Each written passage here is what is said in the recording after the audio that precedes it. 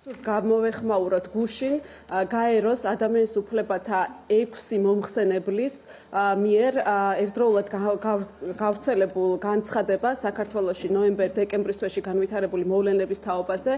6 მომხსენებლის მხრიდან გაკეთებული ერთობლივი განცხადება უპრეცედენტოა საქართველოსთან მიმართებით. ისინი საუბრობენ იმაზე, რომ მათ ხელთ არსებული ინფორმაციის თანახმად საქართველოში ნოემბერ-დეკემბრის თვეში ადგილი ჰქონდა პროტესტის მონაწილეთა მიმართ, ასევე ჟურნალისტების მიმართ უკანონო დაკავებების, არაადამიანური ღირსების შემლახავი მოპყრობის და წამების პრაქტიკას. ამბობენ, რომ აღნიშნულ შემთხვევებს არ ჰქონდა იზოლირებული ხასიათი, შესაბამისად ეს იყო სისტემური, თქვა დანაშაულები ჩადენილი მათ წინააღმდეგ.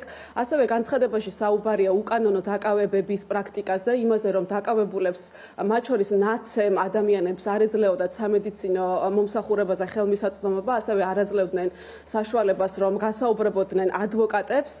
ძალიან მნიშვნელოვანია ის, რომ მომხსენებლები საუბრობენ იმაზე, რომ თავად აქციის დაშლა ხდებოდა ძალის გადამეტებული გამოყენებით და არაპროპორციული ძალის გამოყენებით და სხვადასხვა სახის საშუალებებს პოლიცია იყენებდა განურჩევლად ყველა აქციის მონაწილის მიმართ, რაც წარმოადგენს ძალიან მნიშვნელოვან დარღვევას. როგორც იცით, არჩევნების შემდეგ დღემდე სახელმწიფოს ადმინისტრაციული წესით ყავდა დაკავებული 500 ადამიანი, ხოლო სისხლის სამართლის საქმით 44 პირი დააკავა.